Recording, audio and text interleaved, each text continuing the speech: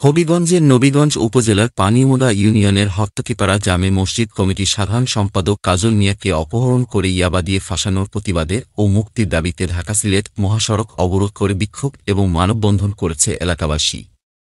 মঙ্গলবার বিকেলে পানিউমদা বাজারে পানিউমদা কুরসা ও বরকান্দি গ্রামবাসীর আয়োজনে মানববন্ধন অনুষ্ঠিত হয়। পরে ঢাকা সিলেট মহাসড়ক অবরোধ করে এলাকাবাসী। এ সময় আধা ঘণ্টা মহাসড়কের যান চলাচল বন্ধ থাকে। মানববন্ধনে সাবেক ইউপি সদস্য আরজদ আলীর সভাপতিত্বে বক্তব্য রাখেন শাহেদুজ্জামান ফরহাদ, আব্দুল হাই, মজনু মিয়া, শামসুদ্দিন জনি, রোমান মিয়া, মসজিদের ইমাম আফজল রেজা সহ আরও অনেকেই। মানববন্ধনে বক্তারা বলেন, চিহ্নিত মাদক ব্যবসায়ী ওসমান গনির দেয়া টাকা হত্তকিপাড়া মসজিদে গ্রহণ না করার কারণে ক্ষুব্ধ হয়ে মসজিদ কমিটির সাধারণ সম্পাদক কাজল মিয়াকে পানিউমদা এলাকা থেকে গনি ও তার ছেলেরা প্রকাশ্যে অপহরণ করে জকিগঞ্জ থানা এলাকায় নিয়ে ইয়াবা দিয়ে পুলিশের কাছে তুলে দেয়। অবিলম্বে নিরীহ কাজল মিয়ার মুক্তি ও ২৪ ঘণ্টার ভিতরে ইয়াবা ব্যবসায়ী ওসমান গনি এবং তার ছেলেদের বিরুদ্ধে ব্যবস্থা গ্রহণ না করলে কঠোর আন্দোলনের হুঁশিয়ারি দেয়া হয়। মুক্তি মুক্তি মুক্তি চাই, মাদকের কালো হাত ভেঙে দাও, ঘুরিয়ে দাও।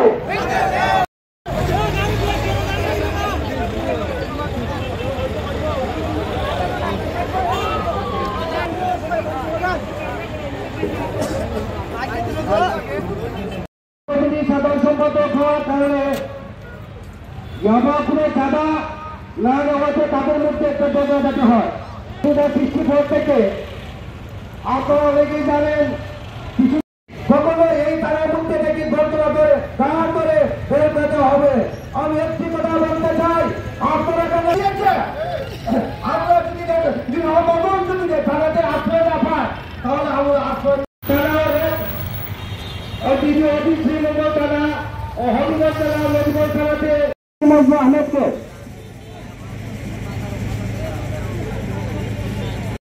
কাজল মিয়াকে অপহরণ করেছিল। তারপরে নবীগঞ্জ থানার ওসি সহ থানা থেকে বের করে দিয়েছিল।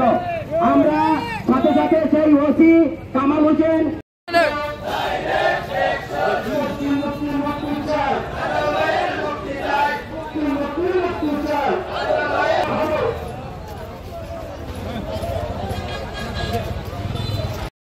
মুক্তি চাই, মুক্তি মুক্তি মুক্তি চাই, কাজল চাই। সম্মানিত উপস্থিতি, আমাদের সমাজে কিছু মানুষ আছে সুন্নতিবাদ নিয়ে চলাফেরা করে।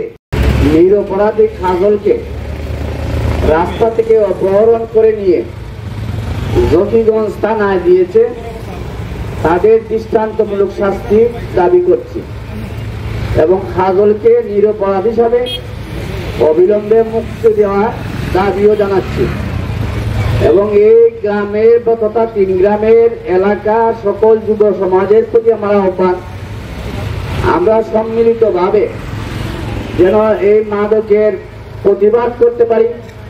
সেই হিসাবে আমাদেরকে সবাই সচেতন থাকতে হবে এবং আমরা প্রত্যেক এক অন্যকে সহযোগিতা করতে হবে।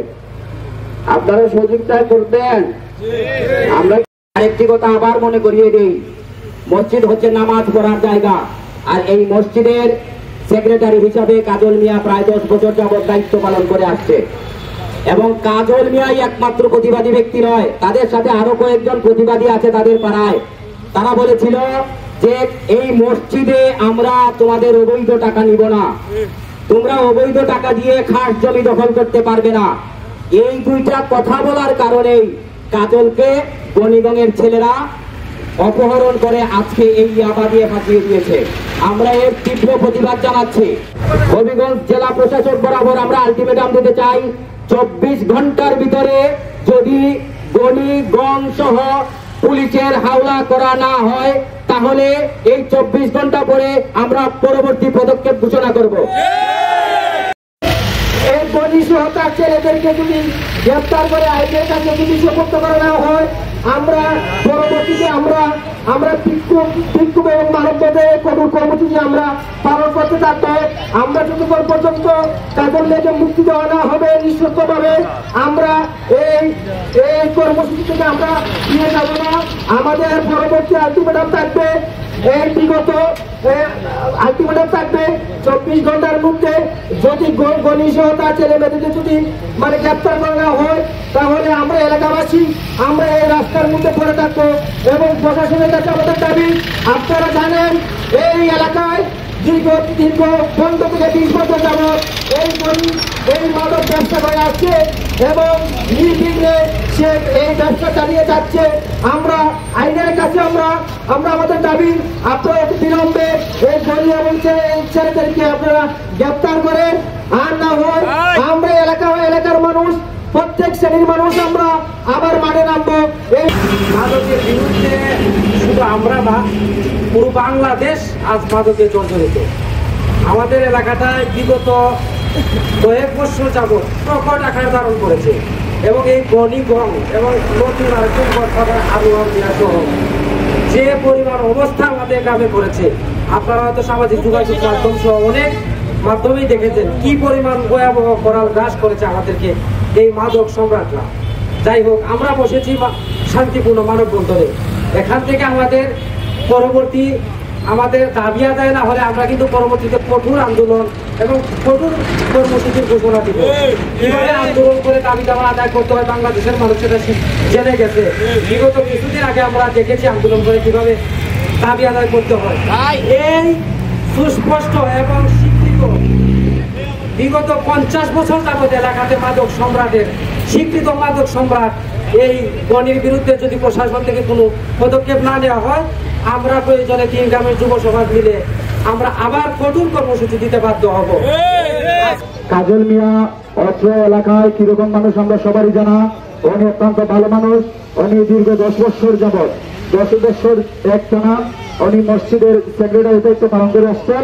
ওনার ভিতর যদি মাদক বা অন্যান্য কোনো অপকর্মের জড়িত থাকতো, অবশ্যই এই পাড়ার মানুষ ওনাকে এই পদ থেকে অব্যাহত দিত।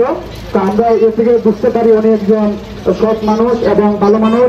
আমরা চাই আমাদের এলাকায় যে মাদকের যে ব্যবসা রঙ্গময় ব্যবসা চলছে, এই 2 জন ডিলারের মধ্যে গণি একজন। আমরা চাই এদের বিরুদ্ধে যে এই কাজল মেয়ের বিরুদ্ধে যে অভিযোগ আনা হয়েছে, এই মিথ্যা অভিযোগ থেকে ওনাকে মুক্তি দেওয়া হোক এবং ওনার নিরীহ পরিবারের পাশে আমরা সবাই আছি এবং ভবিষ্যতে থাকবো ইনশাল্লাহ।